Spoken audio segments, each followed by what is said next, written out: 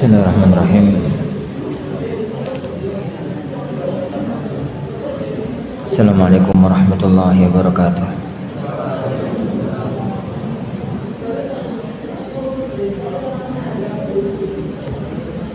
Innal hamdalillah nahmaduhu wa nasta'inuhu wa nastaghfiruh wa na'udzu billahi min syururi anfusina wa sayyiati a'malina. Man yahdihillahu fala mudilla lahu wa may yudlil fala hadiya lahu. Asyhadu an la ilaha illallah wahdahu la syarika lah wa asyhadu anna Muhammadan 'abduhu wa rasuluh. Ya ayyuhalladzina amanu taqullaha haqqa tuqatih wa la tamutunna illa wa antum muslimun. Ya ayyuhan nasu taqu rabbakumul ladzi khalaqakum min nafsin wahidah wa khalaqa minha zawjaha wa batha minhuma rijalan katsiran wattaqullaha alladzi tasaaluna bihi wal arham innallaha kana 'alaikum raqiba. Ya ayyuhalladzina amanu taqullaha wa qulu qawlan sadida yuslih lakum a'malakum wa yaghfir lakum dhunubakum wa man yuti'illaha wa rasulahu faqad faza fawzan 'azima. Amma ba'd. Ikhwani wa akhwati fid din, azani Allahu wa iyyakum. Alhamdulillah, kembali kita bertemu di majelis kita, majelis Umdah Al-Ahkam, kumpulan hadis-hadis Bukhari Muslim yang muttafaq alaih, yang berbicara masalah hukum-hukum fikih. Kita masih dalam kitab Siyam pada hadis yang ke-192 insyaallah.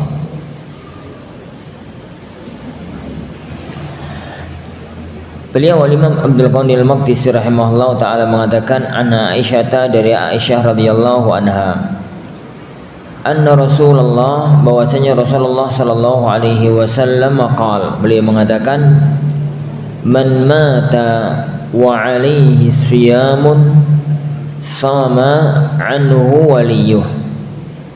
Barang siapa yang dia itu meninggal dunia, wa alaihi siyam, dan dia punya tanggungan puasa, sama anhu waliyuhu, maka dipuasakan oleh walinya. Sama anhu waliyuhu, maka dipuasakan oleh walinya.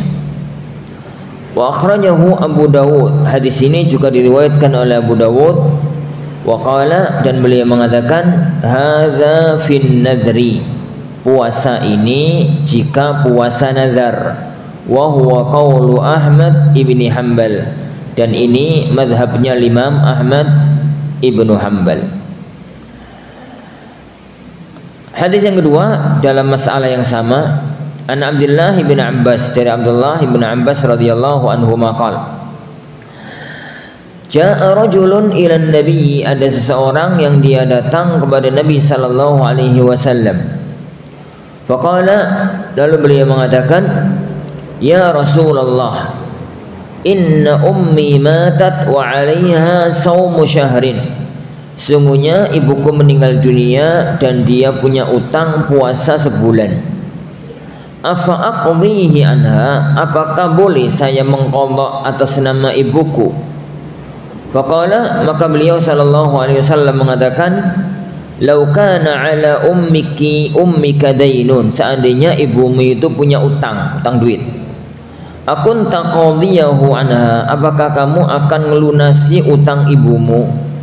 Qala, beliau mengatakan, na'am, iya. Qala, maka beliau yakni sallallahu alaihi wasallam bersabda, fadainullah ahaqqu an yuqda, maka hutang kepada Allah lebih layak, lebih berhak untuk dilunasi. Wa bi riwayatin, dalam riwayat yang lain, ja'at imra'atun ila Rasulillah, datanglah seorang wanita kepada Rasulullah sallallahu alaihi wasallam.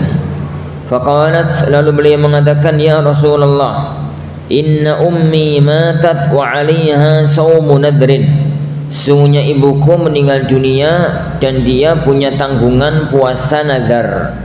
Afa asumu anha, apakah boleh jadi aku mempuasakan atas nama ibuku, aku berpuasa atas nama ibuku. Kala beliau sallallahu alaihi wasallam mengatakan, ara'aiti law kana 'ala ummiki dainun, apa pendapatmu seandainya ibumu itu punya utang? Akana dzalika yuaddi anha, apakah kalau kamu lunasi itu bisa ngelunasi utang ibumu?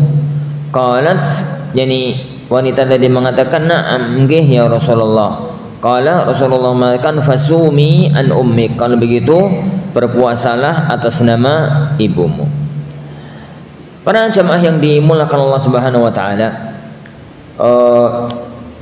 tolong perhatikan masalah agak serius. Masalah mempuasakan orang yang telah meninggal dunia. Masalah ini ada dua permasalahan. Satu, masalah khusus masalah puasa. Tapi sebenarnya masalah puasa ini adalah pecahan dari masalah besar. Puasa itu salah satu masalah dari masalah inti. Masalah inti itu dalam istilah para ulama namanya ihda'us thawab, kirim pahala. Ini dibahas puasanya tok opo sak glondongan nih. Ini sak glondongan itu dia puasanya tok rotok sempit. Puasanya tok ya. Ini puasanya tok nek ada waktu nanti kita bahas sekaligus luarnya. Para jemaah yang dimuliakan Allah Subhanahu wa taala, kedua hadis ini itu jalur ceritanya jelas banget.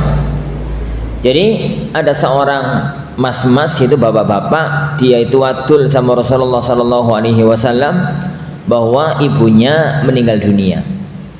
Saat ibunya meninggal dunia itu duwe utang poso, utang duit ini, utang poso. Jadi posonya 1 bulan lagi. Jadi dalam riwayat Abdullah bin Abbas ini, yang bapak-bapak yang wadul sama Rasulullah itu bahasanya wa 'alaiha saumu syahrin. Jadi ibuku itu meninggal dunia memiliki utang poso saulan.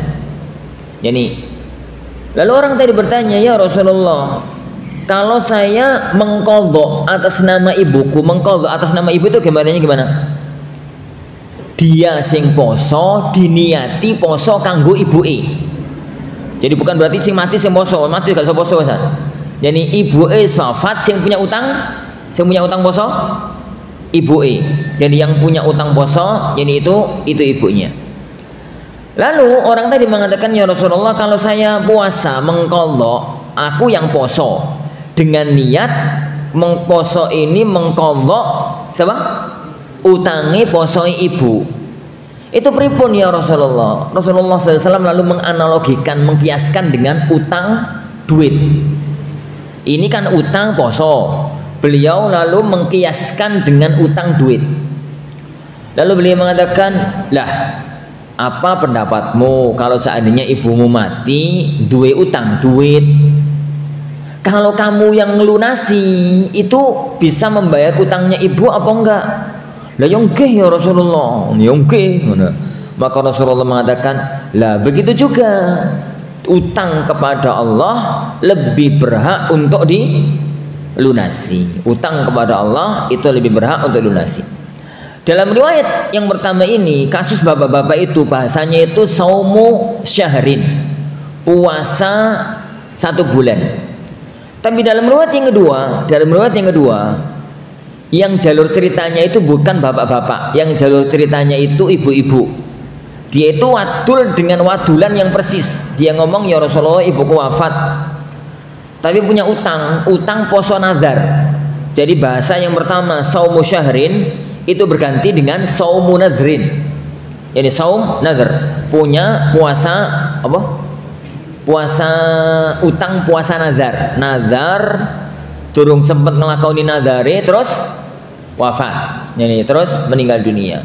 Lalu saya juga bertanya, ya Rasulullah, pripun afa asumu anha, bolehkah saya berpuasa, bukan mengkodok bahasanya, berpuasa atas nama ibu?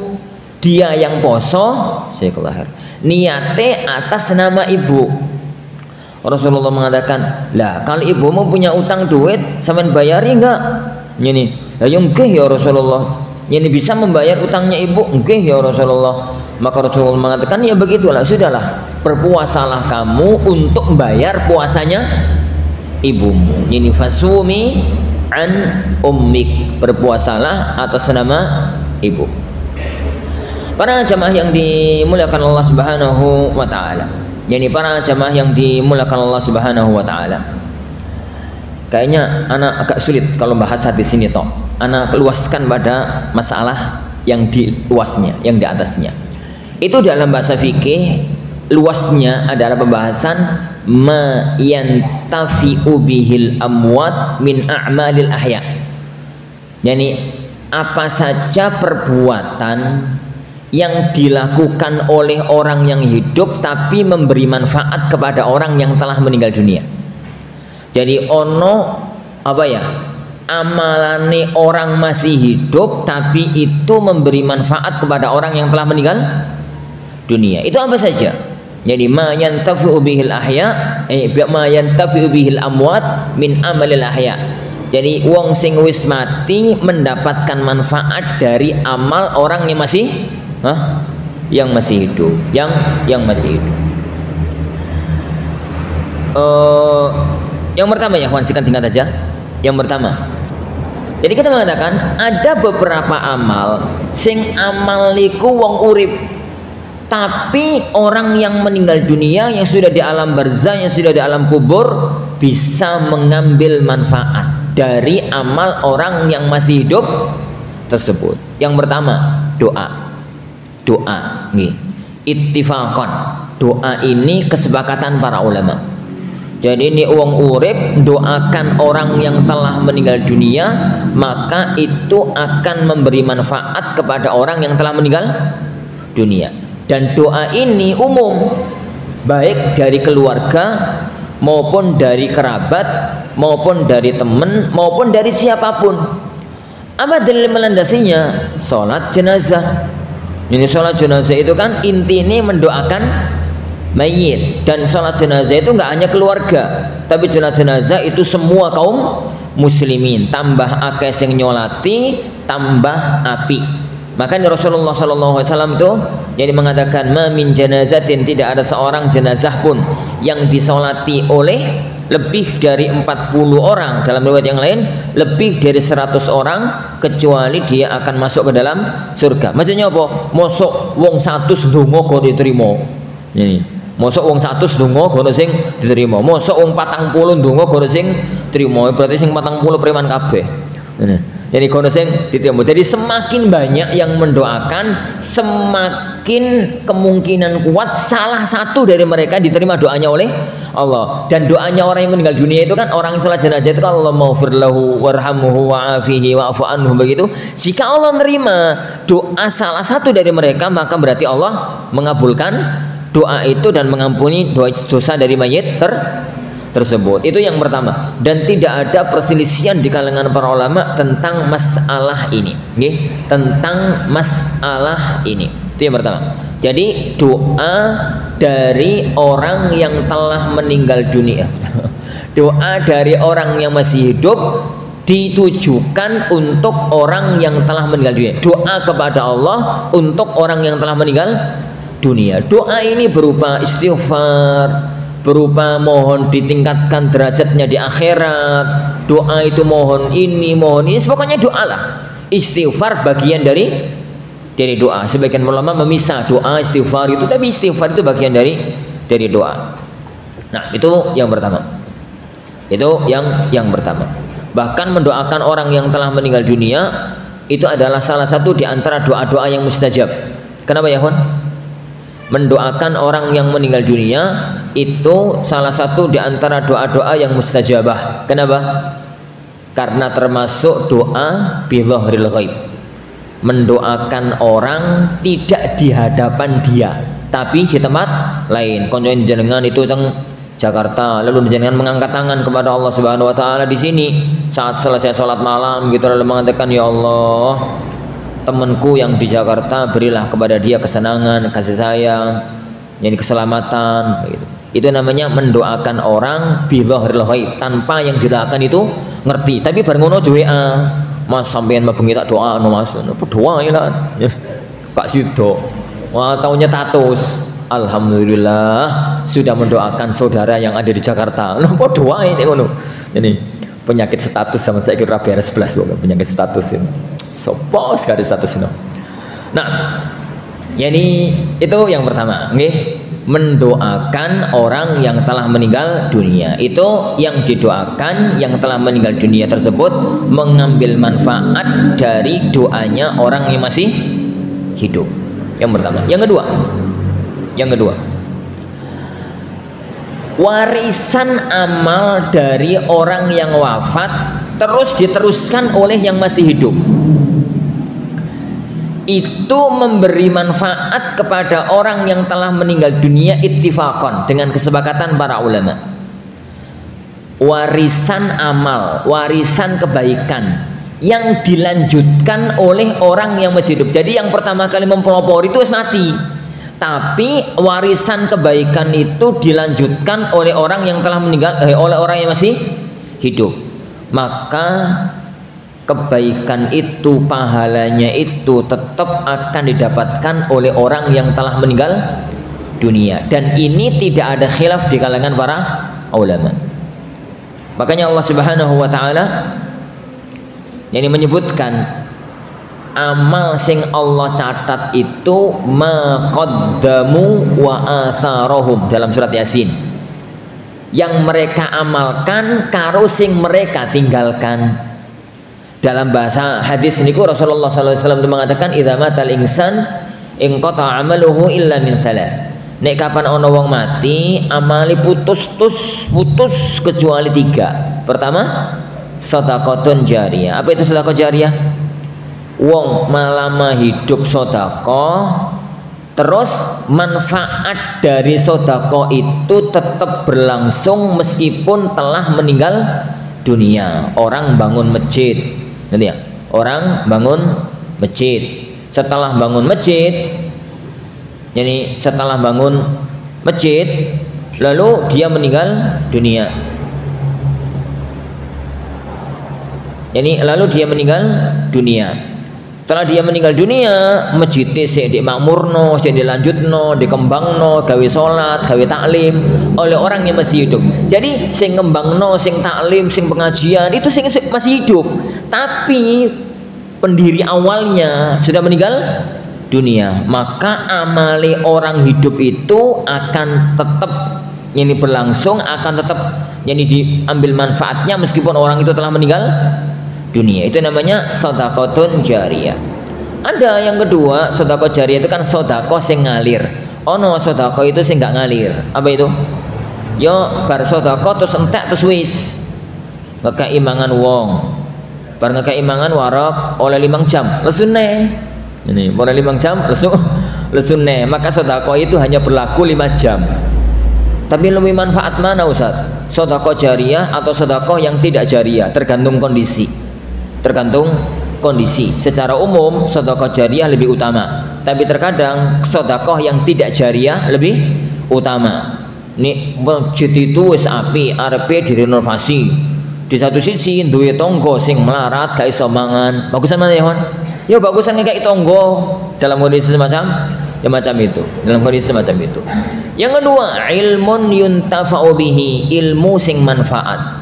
Antum coba bayangkan, yakni pahala yang didapatkan oleh penulis kitab ini, Abdul Ghani Al-Maqdisi rahimahullah.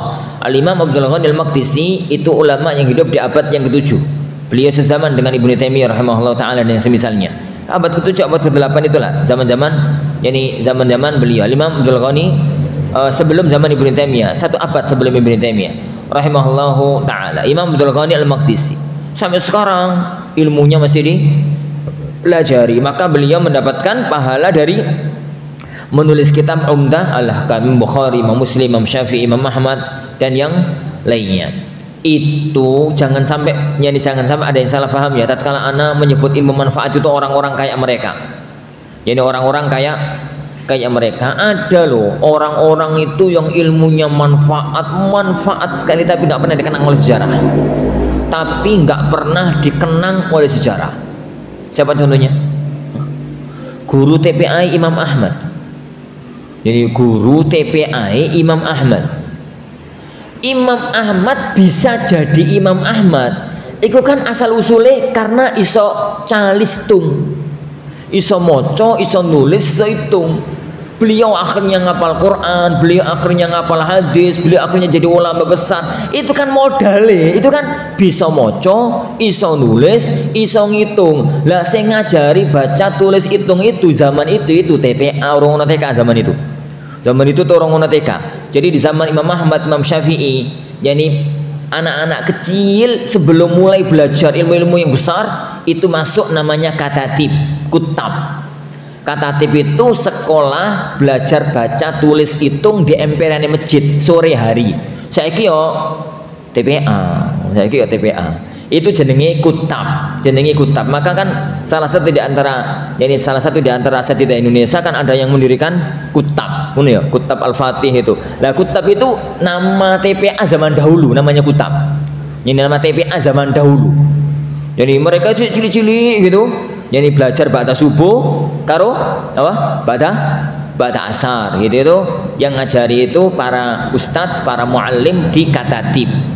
Di kutab. Mereka nggak pernah dikenang oleh sejarah. Nggak pernah disebut namanya. Maksudnya nggak pernah ada orang mengenalnya. Tapi ilmu mereka amat sangat manfaat.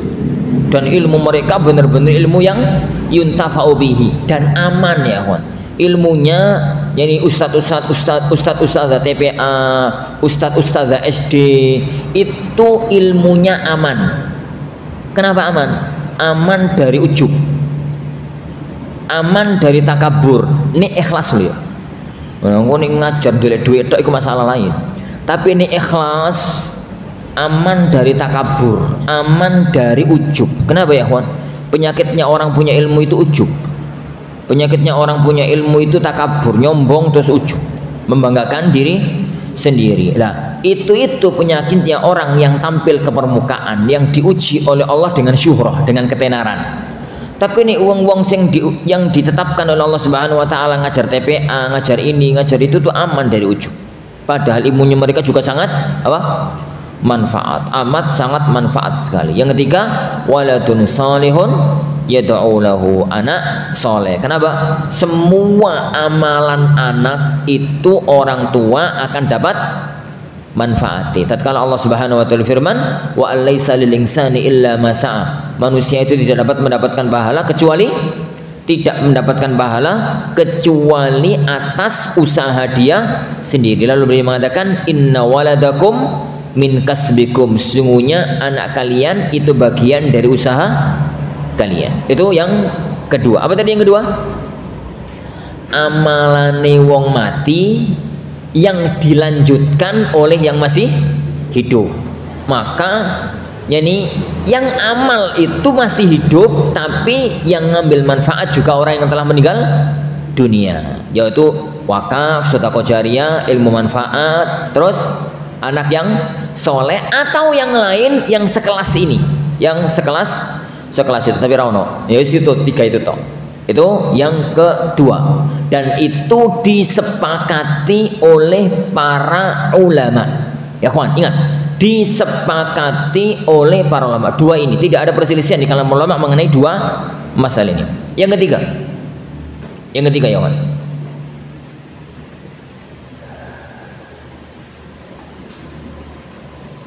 amal orang hidup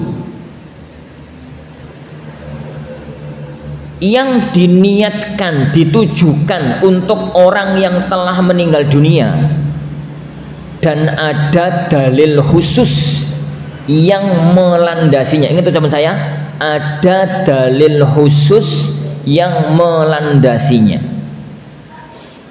Ada dalil khusus. Maksudnya bagaimana? Kan ada toh amal-amal yang itu tegas ada dalil khusus bahwa amal orang hidup itu bisa ditujukan untuk orang yang telah mati. Contoh, jadi ya Van, sebelum ini ya Van, lupa satu masalah.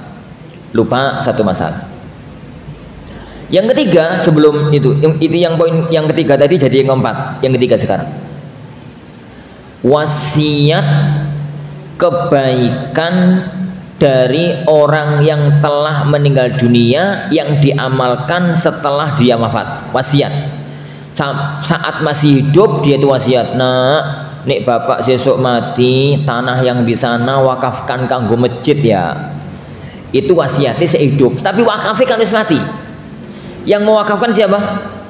Yang mewakafkan itu anaknya, tapi atas wasiat dari orang yang telah meninggal dunia. Yang melaksanakan itu mau anaknya, mau ponaane, mau tonggone, pokoknya itu adalah wasiat dia.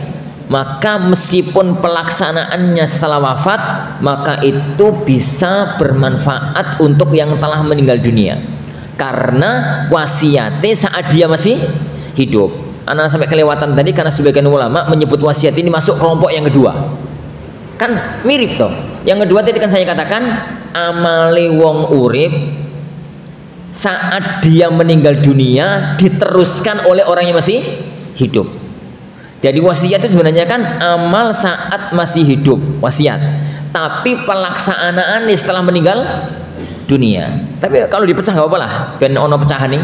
Yang ketiga wasiat kebaikan yang dilaksanakan setelah orang itu meninggal dunia. Ini dipastikan tidak ada khilaf di kalangan para ulama bahwa yang meninggal dunia kalau wasiatnya itu kebaikan dan dilaksanakan maka akan mendapatkan pahala orang yang telah meninggal dunia tersebut. Tidak ada khilaf di kalangan para ulama. Yang keempat, amalnya orang hidup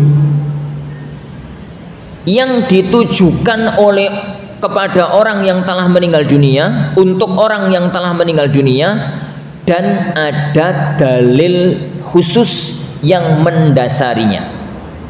Ada dalil khusus yang mendasarinya, yang melandasinya.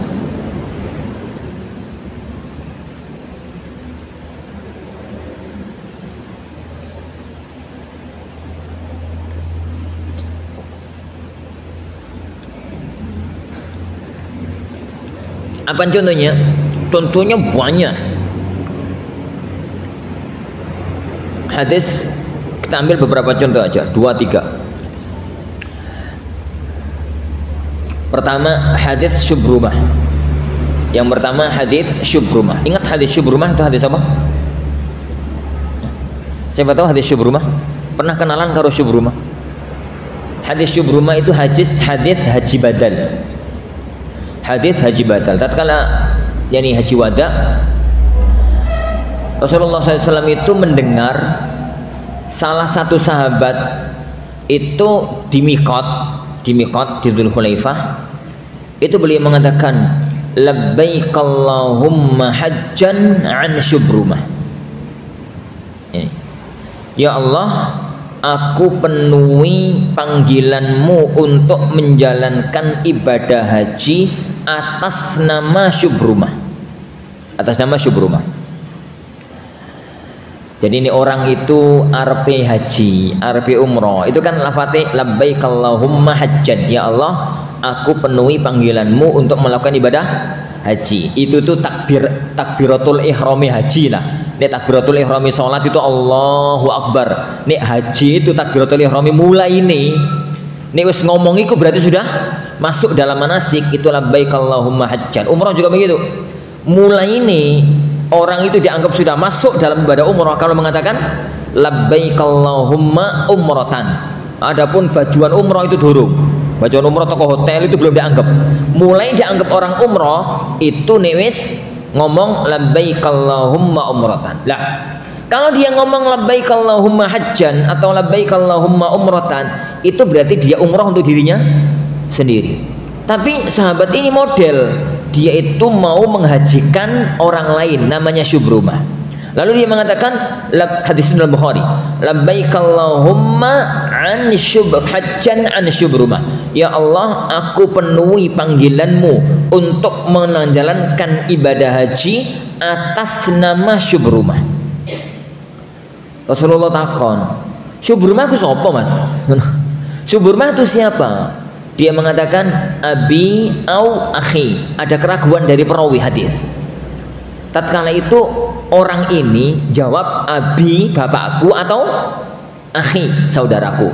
Itu keraguan dari perawi. Orang itu jawabnya satu kata, tapi perawinya bingung.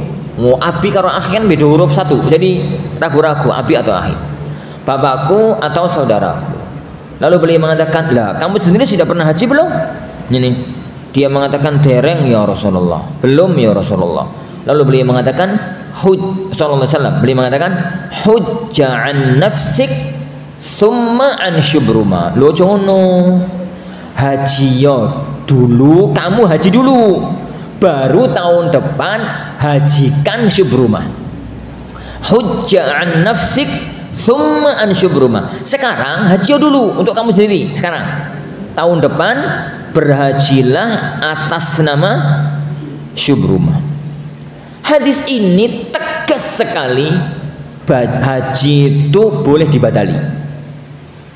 Dan yang ngomong itu langsung siapa?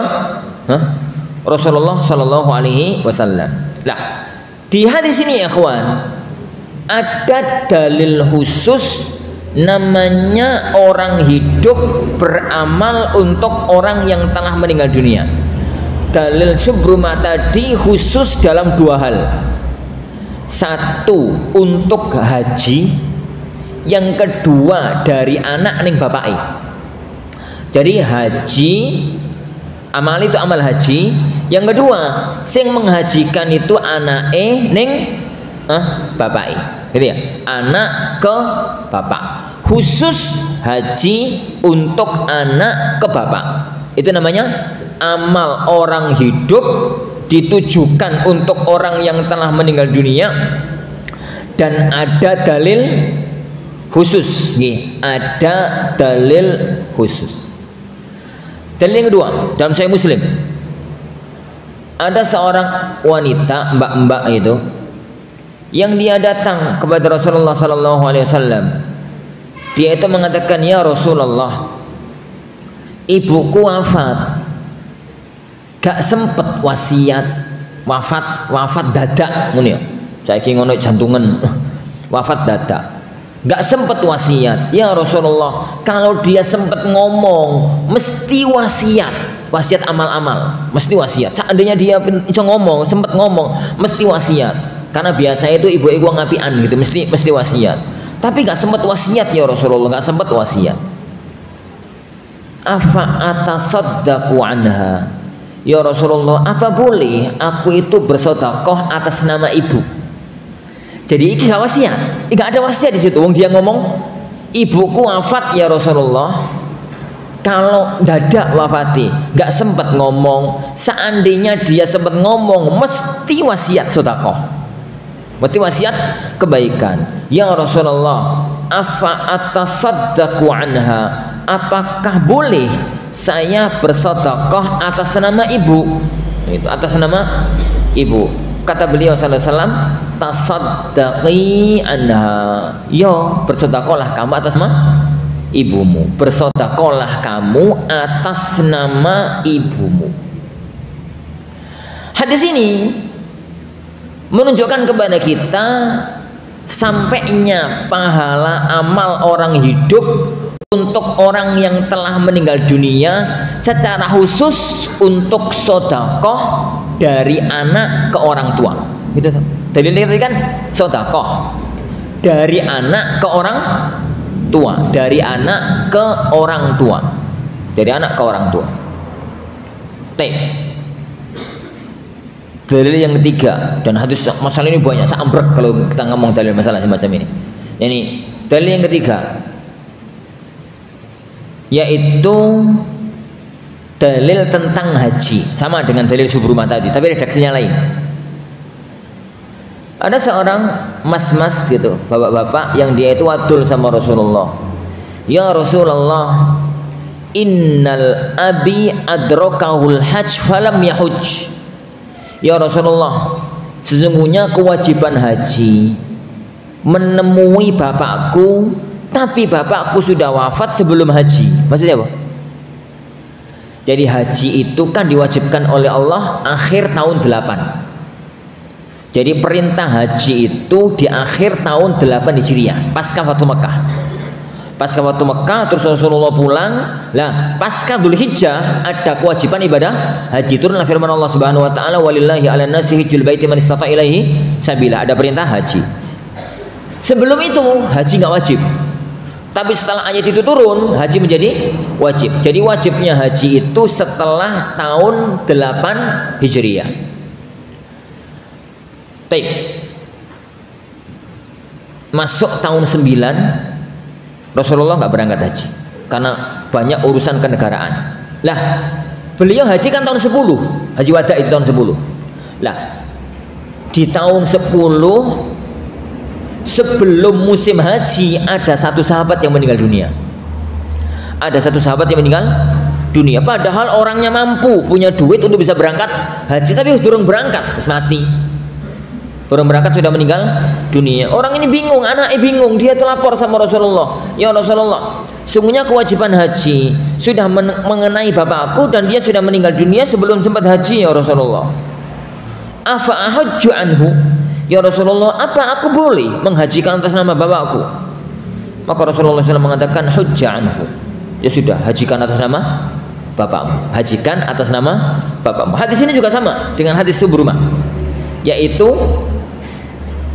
boleh menghajikan orang yang telah meninggal dunia dari anak untuk bapak, ya, dari anak untuk bapak. Lah, jika ada dalil khusus, amal khusus, orang yang beramal untuk yang telah meninggal dunia juga orang khusus, begitu, maka amale wong hidup manfaat untuk yang telah meninggal dunia ijma'an.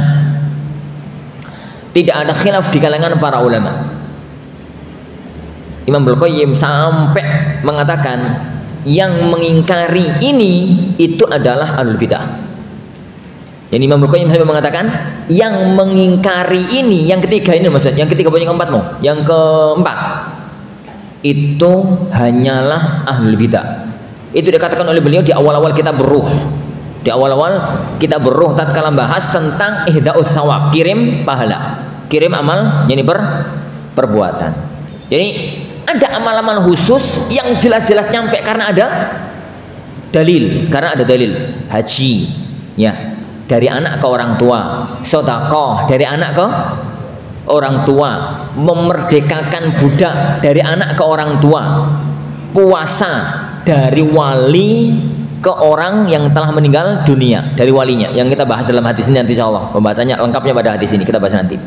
Lah, amal-amal jenis itu amal khusus, orang yang amal khusus yang dituju juga khusus, maka maksudnya itu ada dalil khusus, maksudnya tidak ada perselisihan di kalangan ahlul ilmi bahwa itu nyampe.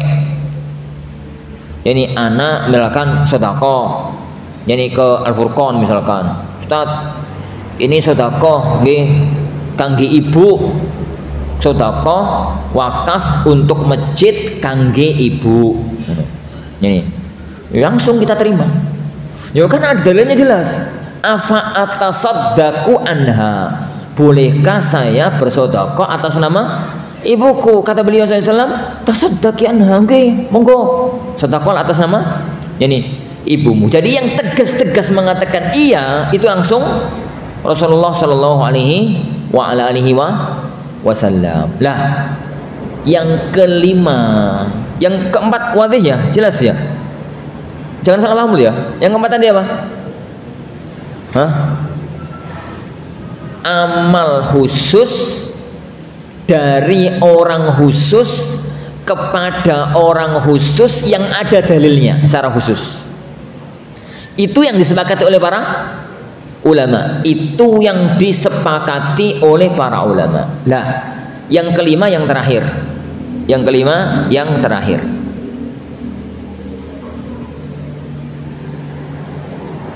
Kirim pahala tapi tidak ada dalil khususnya. Kirim pahala tidak ada dalil khususnya. Apa contoh kasusnya? Ono seorang suami istri saling mencintai. Suaminya meninggal dunia. Suaminya meninggal dunia. Kena COVID gitu mati. Kena COVID. Karena saking ya apa ya sedihnya gitu ya. Sudahlah, selesai sedihnya itu sudah selesai. Yani hari-hari kemarin itu sering Anda dapat pertanyaan ini. Ustaz, bapak ampun wafat Ustaz. Bapak maksudnya suaminya. Lah, ini hartanya beliau sudah diwaris Ustaz. Sudah diwaris. Nah, saya itu kepingin untuk sedekah atas nama bapak. Tak tanya, ibu dari hartanya bapak apa dari hartanya jenengan? Dari harta saya Ustaz. Bapak, hartanya bapak udah diwarisi. Ini sekarang dari harta saya. Yani pripun Ustaz? Angsal mboten, boleh enggak? Pahalanya nyampe apa enggak? Yani sedekahnya itu ono dalili. Tapi dari istri ke suami enggak ada dalil. Yang ada dalil dari apa? Dari anak ke orang tua. Dari anak ke orang tua. Baik.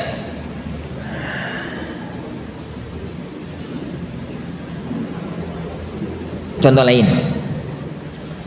Ada santri dua orang santri. Santri dua ki akrab banget. Saling tolong menolong untuk semangat belajar. Biasanya tangi bengi yuk bareng, murojaah yuk bareng, ngono ya. Qadarullah salah satu dari keduanya umurnya gak panjang.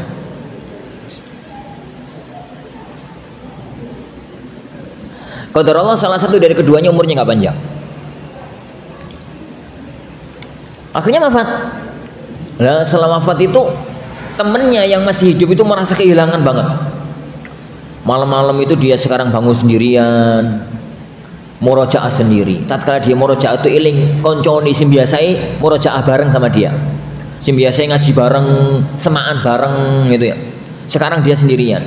Akhirnya dia berpikir, setelah maca Quran 1 juz, lalu dia mengatakan, ya Allah, bacaan Quranku malam ini berikanlah pahalanya untuk temanku yang telah meninggal dunia.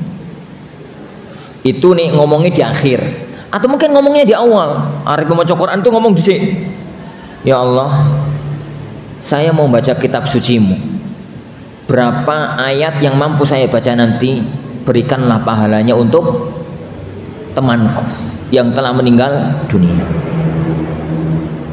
Ini itu namanya kirim pahala, tapi gak ada dalil. Gak ada dalil secara khusus. Berarti kan sama saya, biar gak salah paham. Gak ada dalil secara khusus. Kenapa? Nek kirim pahala itu ono dalilnya nek sedekah. Nek dari anak ke orang tua. Ini yang dikirimkan itu bacaan Quran. Pahala bacaan Al-Quran. Terus dari konconing, dari teman ke temannya. Ini poin yang terakhir, yang kelima. Lah, ihda'us sawab, kirim pahala yang ini. Kirim pahala yang ini. Nyampe apa tidak? Itu yang diperselisihkan panjang oleh para ulama. Diperselisihkan panjang oleh para ulama. Sebagian ahli ilmu mengatakan nyampe. Sebagian ulama pahalanya nyampe. Ini. Sebagian ulama mengatakan enggak nyampe. Di antara madzhabul arba', 4 mazhab para ulama kita yang mengatakan enggak nyampe, Imam Syafi'i rahimahullah. Imam Syafi'i rahimahullah taala mengatakan enggak nyampe. Imam Ahmad, Imam Abu Hanifah rahimahullah taala mengatakan nyampe. Imam Ahmad, Imam Bukhari rahimahullah ta'ala mengatakan nyampe pahala semacam itu, nyampe kirim pahala semacam itu nyampe. Imam Malik dalam barisan Imam Ahmad dan Imam Bukhari rahimahullah ta'ala dalam masalah ini. Oleh karena itu ya akhwan, dah heran, antum itu jangan heran kalau kemudian yakni Ibnu Taimiyah, Ibnu Qayyim, Ibnu Baz, Ibnu Utsaimin mengatakan kirim pahala itu nyampe. Kenapa? Lah mereka kan Hambali. Yani Ibnu Taimiyah, Ibnu Qayyim, Syekh Muhammad bin Abdul Wahhab rahimahullah dan yang lainnya itu mengatakan nyampe. Kenapa? Ya karena memang mereka itu yani fikihnya adalah fikih yani Imam Ahmad rahimahullahu taala. Fikihnya para yani ulama-ulama Hanabilah rahimahumullahu taala. Yang kelima ini yang terjadi perselisihan panjang di kalangan yang terjadi perselisihan panjang di kalangan para ulama. Antum ya ikhwan yang pernah nyantri dan nyantrinya katam. Dan nyantrinya katam. Pernah nyantri dan nyantrinya katam. Kalau pernah melewati syarah Aqidah Tahawiyah Ibnu Abil Is, itu kan syarah yang paling kondang. Yani Aqidah Tahawiyah syarah Ibnu Abil Is pada waktu bahas Ihdaus Shawab. Pada waktu bahas Ihdaus Shawab itu tegas sekali beliau mengatakan bahwasanya kirim pahala apapun dari siapapun ke siapapun itu nyampe.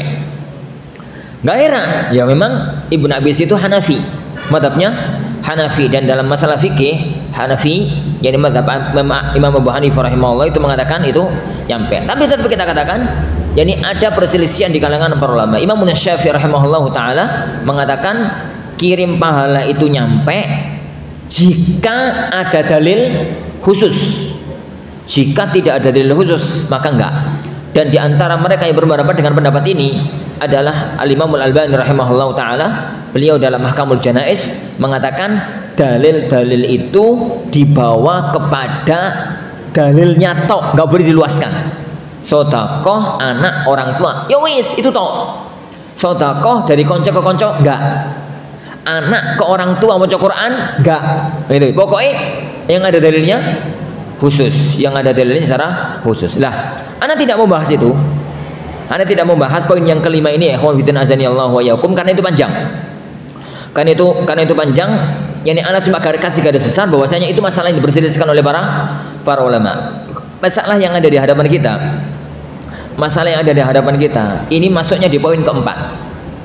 Yaitu apa? Hah? Kirim pahala amal orang hidup untuk orang yang telah meninggal dunia dan ada dalil khusus. Ada dalil khusus. Hadisnya dalam Bukhari Muslim lagi. Hadisnya dalam Bukhari Muslim. Ini ya, kembali ke yang ini masalah ini. Kembali ke masalah ini. Baik. Ini hadis tadi yang kita bicarakan tadi ya, hadis yang kita bicarakan tadi yaitu tentang riwayat Abdullah bin Abbas, riwayat yani Abdullah yani Ibnu Abbas yang beliau mengatakan ada orang itu yang datang kepada Rasulullah SAW. Dia mengatakan, ya Rasulullah, ibuku wafat dan dia punya utang puasa 1 bulan. Apa saya bayarkan ya Rasulullah? Apa saya berpuasa mengqadha puasa ibunya? Dia yang puasa niate untuk membayar posoi ibu, untuk bayar puasanya ibu. Lalu Rasulullah mengatakan, lah bagaimana pendapat kamu kalau ibu sampean punya utang duit? Sampean bayar enggak? Lah ya enggak ya Rasulullah. Maka Rasulullah mengatakan, ya sudah bayar. Puasalah atas nama ibu. Hadis ini ya kawan menunjukkan kepada kita berpuasa atas nama mayit itu boleh. Tegas hadisnya, berpuasa atas nama mayit itu boleh. Bukan dari anak tok, tapi dari wali, dari walinya. Karena hadis yang pertama lafadznya man mata wa alaihi siyam sama anhu waliyuh. Barang siapa yang mati lalu dia punya utang puasa, maka bisa dipuasakan oleh walinya. Jadi boleh dipuasakan oleh walinya. Sedikit perincian dari hadis ini, bukan terlalu meluas. Sedikit perincian dari hadis ini. Kita katakan pertama, apa makna orang meninggal dunia terus punya utang puasa? Apa maknanya? Apa makna orang punya utang puasa sampai mati terus utang puasa? Maknanya adalah dia mempunyai kewajiban berpuasa. terus gak dilaksanakan, terus gak sempet melaksanakan, jadi gak ada waktu untuk melaksanakan sampai dia meninggal dunia. Walik saya. Terus dia itu sudah punya waktu untuk melaksanakan, gak dilaksanakan sampai wafat, itu namanya punya utang. Kabarnya begini,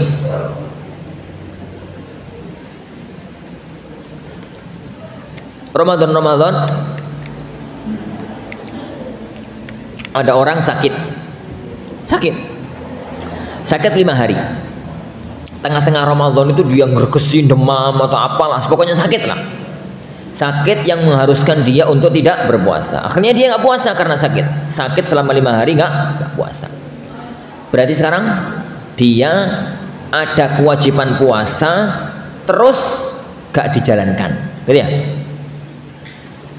Dia sakit itu tanggal 10, 11, 12, 13, 14, 15 sehat, mulai puasa lagi. Tanggal 15 Ramadan mulai puasa.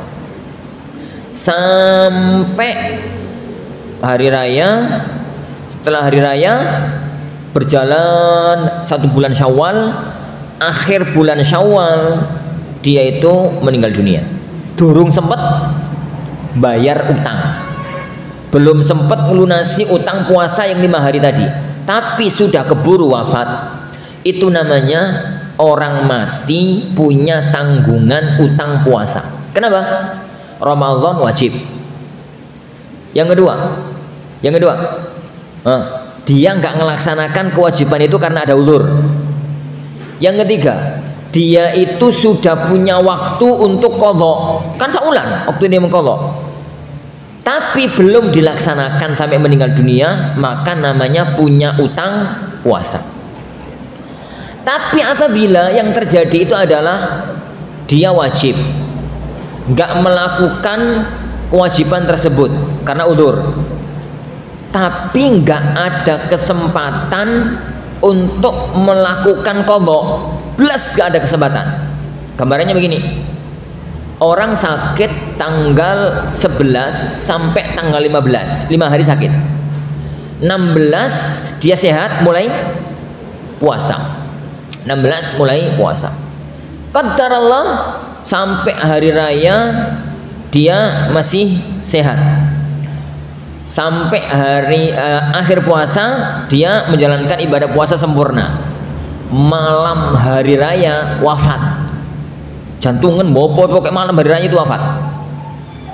Pertanyaan saya, apakah dia dianggap orang yang punya utang? Jadi kasusnya Ramadan nggak puasa 5 hari karena uzur sakit, tapi malam hari raya wafat. Malam hari raya wafat, jantungan bopo, mbok peleset, mbok kecelakaan, pokoknya wafat lah. Jadi malam hari raya dia itu wafat. Orang semacam itu dianggap tidak punya utang. Kenapa nggak punya utang? Lo kan gak ada waktu untuk melunasi. Dia itu belum punya waktu untuk mengqadha. Jadi mulai tanggal berapa tadi? Mulai tanggal berapa yang sehatnya tanggal 16 ya? Mulai tanggal 16 sampai tanggal 30 puasa Ramadan. Malam hari raya belum bisa mengqadha. Malam hari raya meninggal dunia. Orang jenis ini, orang yang semacam yang kedua ini, itu nggak punya utang puasa. Jadi nggak punya utang puasa. Baik. Kalau seandainya dia itu meninggal dunia di tanggal 3, jadi tanggal 1 Syawal masih hidup, tanggal 2 Syawal hidup dan nggak poso, tanggal 3 Syawal hidup ba'da isya wafat. Utangi 5 hari, meninggal dunia malam 3 Syawal. Berapa hutangnya? Malam 3, malam 4 Syawal. Berapa hutangnya? Hutangnya 2 hari. Kenapa? Yuk karena sempeti mengqadha itu 2 hari. Sempeti mengqadha 2 hari, belum diqadha berarti punya utang. Makanya kalau dia itu meninggal dunia dan belum ada kesempatan untuk mengqadha, berarti dia dianggap nggak punya utang. Masuk dalam hukum ini adalah seorang wanita Ramadan sakit. sakit 3 hari lah, kemudian sehat, kemudian sampai hari raya, malam hari raya, yani alhamdulillah bisa lunas kecuali 3 hari yang sakit itu. Qadarullah malam hari raya haid, malam hari raya itu haid ya. Sampai 8 hari haidnya, begitu haidnya hampir suci mati. Begitu haidnya hampir suci, orang wanita itu meninggal dunia. Apakah dia dianggap punya utang? Enggak, dia dianggap enggak punya utang. Kenapa? Belum ada waktu untuk ngelunasi, karena dia haid. Yang karena dia haid. Jadi orang itu dianggap punya utang, meninggal dunia punya utang puasa dengan gambaran tadi. Ada kewajiban puasa, dia tidak mengerjakan, gitu, dia tidak mengerjakan. Lalu ada waktu untuk mengqadha, belum sempat mengqadha terus wafat, maka dia namanya punya utang puasa. Jika terpenuhi syarat itu, maka dia punya utang puasa. Baik, para jamaah yang dimuliakan Allah Subhanahu wa taala, orang yang punya utang puasa itu, yani orang yang punya utang puasa sampai meninggal dunia dia itu berpuasa, maka hukumnya 2. Satu, disepakati oleh para ulama, dibayarkan fidyahnya. Sing urip itu kiwingi bapak gak poso pirang dina nak, kiwingi bapak gak poso misale 5 hari bu, ya wis bayaran fidyai, ngono ya, selesai masalah. Dan kalau dibayar fidyah ini tidak ada perselisihan di kalangan para ulama, tidak ada perselisihan di kalangan para ulama. Yang kedua, anak pengen poso atas nama ibu atas nama bapak yang telah meninggal dunia. Apa boleh? Boleh jika dalilnya khusus. Apa dalilnya khusus? Yang disepakati oleh para ulama mempuasakan orang yang meninggal dunia itu pertama, poso nazar. Bukan poso Ramadan, poso nazar. Yang disepakati oleh para ulama itu poso nazar. Yang kedua, yang berpuasa itu walinya. Walinya itu apa? Yo, seandainya dia perempuan boleh menikahkan. Walinya, yo berarti bapak mbak anak dulur lanang, yani saudara kandung, saudara sebapak, paman, gitu ya. Itu namanya walinya. Itu namanya walinya. Karena nas dari hadis ini, Rasulullah SAW mengatakan sumi an ummi, puasalah kamu atas nama, yani puasalah kamu atas nama ibumu. Sebagian ulama mengatakan wali itu ya tadi yang bisa menikahkan. Sebagian ulama mengatakan wali itu pokoknya kerabat, masih kerabat dia. Baik. Adapun kalau di luar itu tadi, di luar utang poso nazar sama yang memuasakan itu walinya, itu diperselisihkan oleh para ulama. Contoh poso Ramadan, apakah poso Ramadan itu bisa diqadha ataukah cukup dibayar fidyahnya? Kalau yang mempuasakan itu konconi, boleh apa? Tidak. Itu yang diperselisihkan oleh para ulama dengan kaidah yang pertama kita sebut tadi, dengan kaidah jadi yang pertama jadi kita sebut tadi. Jadi intinya ikhwan azani Allah wa yakum, kita berjalanlah di atas dalil. Ini kita berjalan di atas dalil. Jangan sampai nolak sebuah dalil hanya karena pemahaman selama ini itu begitu. Yani hadis-hadis yang tegas menunjukkan dalam Sahih Bukhari Muslim yang menunjukkan bahwasanya kirim pahala itu boleh, itu ada. Tapi amal khusus, jika ada dalil khusus itu yang disepakati oleh para ulama. Adapun yang tidak ada dalil khusus itu yang diperselisihkan oleh para ulama. Mayoritas ulama mengatakan nyampe, sebagian ahli ilmu mengatakan tidak nyampe. Wallahu alam bisawab. Wallahu alam. Adapun kalau puasa Ramadan, para ikhwan azanillahu yakum, yani adapun kalau puasa Ramadan yang paling aman di apa?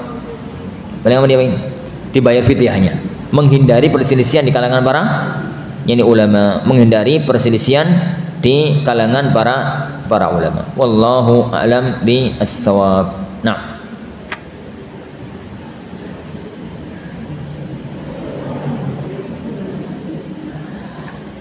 tapi insyaallah sebelum nonton ini kita pelajari. Sebelum mana tutup, barangkali ada yang mau didiskusikan, monggo barakallahu fiik. Nggih.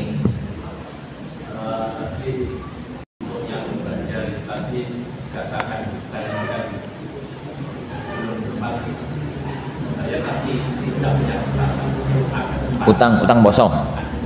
Nggih. Sementara kalau dia punya kesempatan tetapi bukan yang disebutkan atau kena hari raya tidak dikasih gitu. Itu kalau seandainya yang alasannya bukan itu, alasannya karena sakit, apakah itu termasuk? Jadi yang Anda contohkan tadi itu yang jelas-jelas saya. Gambarannya sekarang begini berarti ya. Orang sakit 5 hari Ramadan, nggak poso. Kemudian tanggal 16 sakitnya itu 11 sampai 15. Tanggal 16 sehat, poso. Sampai hari raya. Malam hari raya kumat, sakitnya lorone. Kumat sakitnya itu. Sakitnya nemen. Gak bisa sakit karena sakit, gak bisa puasa. Gak bisa puasa sampai 1 bulan sakit terus wafat. Jadi sakit itu tambah parah. Masuk rumah sakit teman-teman terus wafat 1 bulan di rumah sakit, meninggal dunia. Pertanyaan saya, apakah dia termasuk yang punya utang atau tidak? Jawabannya tidak. Dia nggak punya utang. Kenapa? Karena ada uzur syar'i untuk nggak puasa. Yang punya utang itu yang gono uzur syar'i terus nggak poso. Boleh atau nggak poso? Kan nggak poso tanggal 2, tanggal 3, tanggal 4 kan nggak apa-apa, nggak poso. Tapi nggak ada uzur ini dia puasa itu secara syar'i ya nggak haid ya nggak nifas, secara kondisi nggak sakit ya nggak safar. Maka orang semacam itu dianggap punya utang. Dan adapun yang sakit tadi sampai meninggal dunia sakit, maka dianggap tidak punya utang. Wallahu a'lam bishawab. Nah,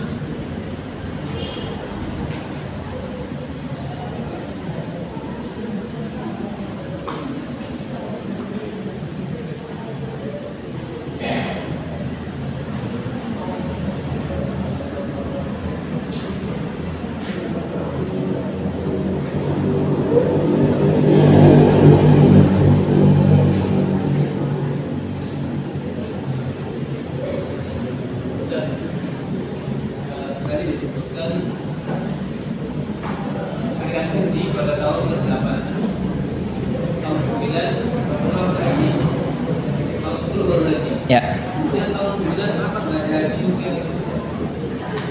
Jadi syariat haji itu diwajibkan oleh Allah Subhanahu wa taala di akhir tahun 8. Pokoknya selesai musim haji tahun 8 baru ada kewajiban, baru turun firman Allah, walillahi 'alan nasi hijjul baiti man istata'a ilaihi sabila. Pokoknya di tahun 8 itu enggak. Jadi perintah haji itu waktu haji selewat. Sedangkan kita tahu beliau sallallahu alaihi wasallam itu haji tahun 10 haji wada. Tahun 9 beliau enggak haji. Kenapa di tahun 9 beliau nggak haji? Karena 2 alasan. Di tahun 9 beliau nggak haji karena 2 alasan. Yang pertama, karena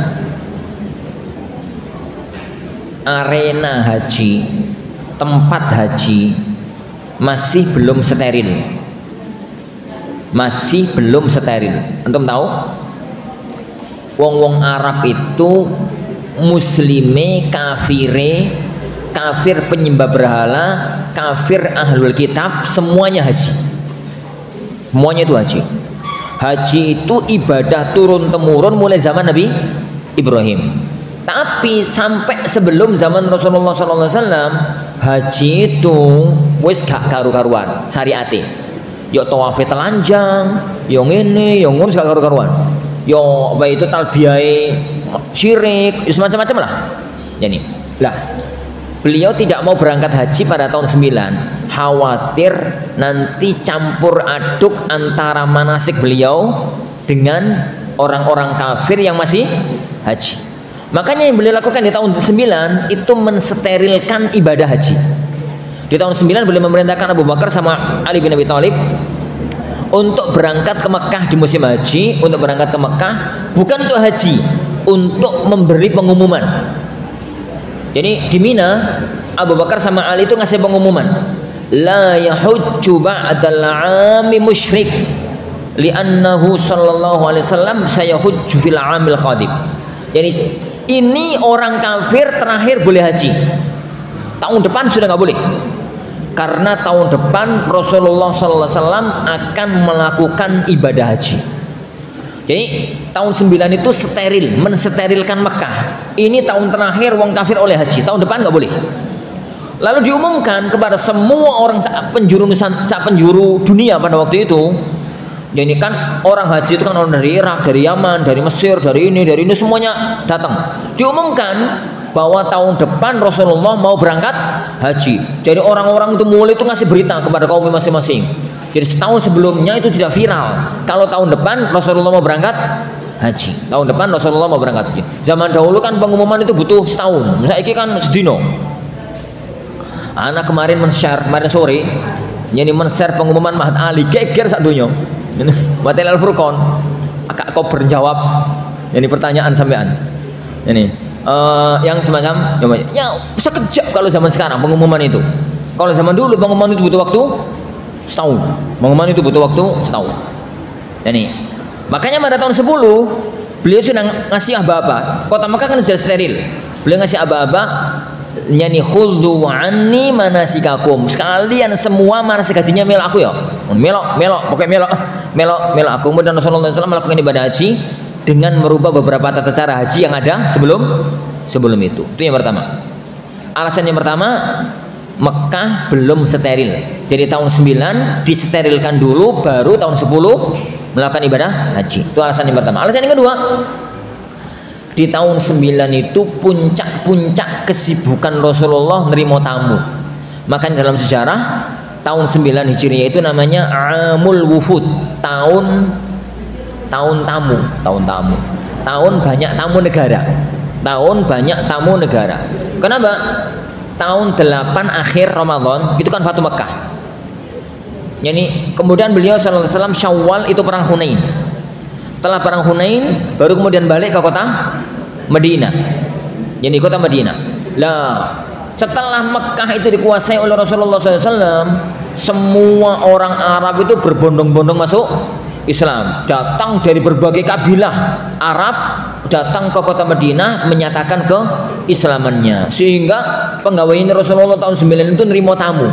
Makanya namanya Amul Wufud, dan itu yang menyebabkan beliau tidak berangkat haji di tahun 9. Jadi dua sebab. Sebab yang pertama, Mekah belum steril. Yang kedua, tahun itu tahun sibuk beliau Al-Wufud, sehingga beliau baru bisa melakukan ibadah haji tahun 10, dan itu ibadah haji pertama sekaligus ibadah haji terakhir. Makanya namanya Hajjatul Wada. Wallahu a'lam. Nah.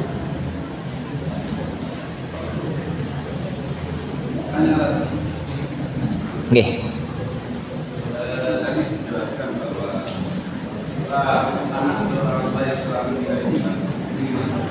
Jadi masalah ada ketika dijadikan sebagai sebuah kebiasaan tanggal 1, tanggal 40, 100 sampai 1000. Ini yang pertama. Apakah ada dalilnya tanggal-tanggal itu? Tanggal-tanggal itu dalilnya. Kedua, kalau memang tanggal 1 hari yang ke-1, hari yang ke-40, 40, 100 itu kan kadang-kadang kemasyarakatan, karena kenyataannya apabila kemudian tidak dihadiri, kemudian mereka juga tidak menghadiri dengan kita. Nah, bagaimana hukumnya bagi yang datang itu ketika diundang? Yang ketiga, kebanyakan itu kan yang mengadakan acara-acara seperti itu kan tidak semuanya mampu. Bagaimana kalau itu sudah dibuat acara dan kemudian tidak mengundang? Karena terpaksa. Pertama, jadi mendoakan orang tua, mendoakan orang yang meninggal dunia itu nggak mesti anak, siapapun, untuk siapapun. Karena mendoakan orang yang telah meninggal dunia itu patokannya adalah sholat jenazah. Sholat jenazah itu kan mendoakan orang yang wafat, dan itu siapapun yang disolati juga siapapun. Kenapa Rasulullah SAW mengatakan wa waladun salihun yad'u lahu, anak soleh yang mendoakan untuk orang tuanya? Karena salah satu ciri khas anak soleh itu doakan orang tuanya. Bukan berarti nek gak anak gak sampai doa nih. Ini bukan berarti nek gak anak itu gak sampai doanya. Itu yang pertama. Adapun yang kedua yang jangan sampaikan itu, kalau dalam kaidah usul namanya menggunakan dalil umum untuk perkara khusus. Itu namanya istidlal dengan dalil umum untuk sebuah perkara khusus. Jadi itu kaidahnya nggak boleh. Jadi dalil umum itu untuk umum, penghususan butuh dalil khusus. Penghususan itu butuh dalil khusus. Contoh, kalau setiap ba'da sholat asar jenengan itu baca wal asri, setiap baca sholat asar, setelah baca sholat asar itu lalu baca wal asri, mesti ngono. Bauan dina itu setiap itu. Tatkala ditanya, yani kenapa Thomas? Lu kan maca Quran api, apa eleke? Apa eleke? Maca Quran itu api, ya ora ono eleke. Tapi setiap ba'da asar maca wal asri itu dalilnya mana? Itu namanya menggunakan dalil umum untuk perkara khusus, dan dalil umum itu dibawa untuk yang umum. Mana gegeran hari-hari ini tentang surat Kahfi. Yang di belakang ini gegeran tentang surat Kahfi. Oh, surat Kahfi opo geger wong Indonesia itu. Jadi ikhwan, masalah Kahfi itu ringan. Dari dulu ana itu sering ngatakan ini kalau di kelas. Anu tuh sering katakan, ini bukan perkara baru sebenarnya. Anu sering katakan ini kalau di kelas-kelas Al-Furqan.